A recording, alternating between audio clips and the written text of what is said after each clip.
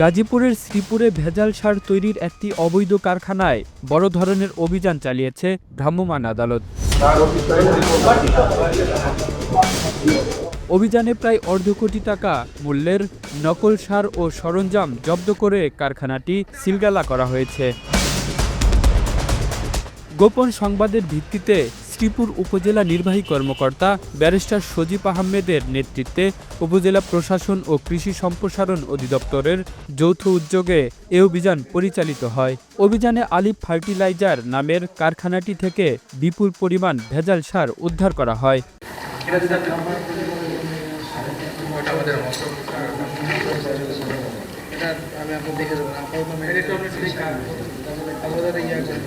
সরেজমিনে গেলে দেখা যায় নামিদামি ব্র্যান্ডের মোড়ক ব্যবহার করে ইটের গুঁড়া ও ক্ষতিকারক রাসায়নিক দিয়ে নকল জিপসার ও জিঙ্ক সার তৈরি করা হচ্ছিল।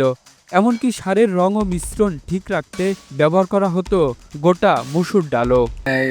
এক সপ্তাহ আগে কিন্তু আমি এন্দা যাওয়ার পথে আমি একটা দুর্গন্ধ বিরাজ করছি বা দুর্গন্ধ লাগছে। পরে আমি হঠাৎ করে আজকে থেকে 2 দিন আগে আমি দেখি গেটটা খোলা দেওয়ার পরে আমি আইসা দেখি তারা সহ 3-4 জন লোক কাজ করতেছে। পরে আমি জিজ্ঞাসা আপনারা এনে কী করতেছেন? তারা বলতেছে সার করতেছে। পরে আমি জিজ্ঞাসা আপনাদের সারের কি কোনো লাইসেন্স আছে কি না? পরে বলতেছে হ্যাঁ লাইসেন্স আছে। পরে আমি বলছি আপনাদের মালিকদেরকে আইনা দেখেন, আনলে কিন্তু আমরা উপজেলায় কমপ্লেন করবো যাতে এর কি সঠিক তদন্ত করার জন্য। পরে কিন্তু আমি একটা ভিডিও করছিলাম। ভিডিওটা করে আমি প্রায় 2-3 ঘন্টা আগে আমার ফেসবুক পেজ থেকে আমি ভিডিওটা পোস্ট করার পর আমি কিন্তু আপনাদের সাংবাদিক ভাইরা সহ আমাদের শ্রীপুর উপজেলার কৃষি অফিসার সহ সকলে কিন্তু আইনের আওতায় এনে বা দৃষ্টান্তমূলক একটা ব্যবস্থা করে যাতে একটা ব্যবস্থা নেয় তার একটা ফেসবুক পেজ থেকে আমি পোস্ট করেছিলাম। দেখেন আপনারা আমাদের এখানে কিন্তু বিভিন্ন ব্র্যান্ডের বিভিন্ন দামি সার যা আমাদের কৃষকরা ব্যবহার করছে। আর এতে করে কিন্তু আমাদের কৃষকরা আমি মনে করি ব্যাপক পরিমাণ ক্ষতির সম্মুখীন হচ্ছে। আপনারা জানেন আমাদের শ্রীপুর কিন্তু একটি কৃষি নির্ভরশীল উপজেলা। আমাদের এখানে কিন্তু আমাদের শ্রীপুরে অনেক কৃষকরা কিন্তু ব্যাপক পরিমাণ শাকসবজি সহ বিভিন্ন প্রকার কৃষিকাজ করে। আমি নিজেও কিন্তু এখানে কিন্তু প্রায় 1000 কলার বাগান লাগাইছি, কিন্তু আমি দেখছি এগুলো কিন্তু তারা আমাকে দিয়েছে। আমি কিন্তু এগুলো নিয়ে ব্যবহার করছি।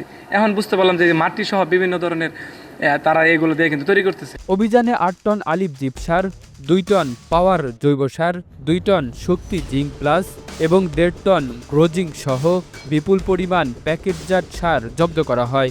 এছাড়া কাঁচামাল হিসেবে জিপসার, ইটের গুঁড়া এবং নিষিদ্ধ কীটনাশক উদ্ধার করা হয়েছে। উপজেলা কৃষি অফিসারের তথ্যমতে শুধু প্যাকেটজাত সারের বাজার মূল্যই প্রায় 18.5 লাখ টাকা। তবে সার তৈরির মেশিন ও অন্যান্য সরঞ্জাম সহ মোট মূল্য অর্ধ কোটি টাকা ছাড়িয়ে যেতে পারে।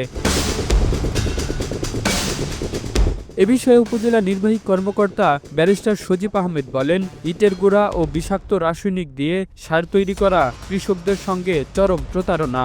অভিযানকালে উপজেলা কৃষি কর্মকর্তা সুমাইয়া সুলতানা ও কৃষি সম্প্রসারণ কর্মকর্তা মাহবুব রহমান সহ প্রশাসনের অন্যান্য কর্মকর্তারাও উপস্থিত ছিলেন। সংবাদ পেয়ে এখানে এসে যেটা দেখতে পারলাম যে শুধুমাত্র চীনামাটি দিয়েই বিভিন্ন ধরনের সার তৈরি করা হচ্ছে, যেমন গ্রোজিন, জিঙ্ক, বাসরিন, পাওয়ার, জৈব সার, কাঁচামাল, ইটের গুঁড়ো এবং মাটি, এগুলোর মাধ্যমেই তৈরি করা হচ্ছে বিভিন্ন নামে এই ধরনের মাইক্রো নিউট্রিয়েন্টগুলো।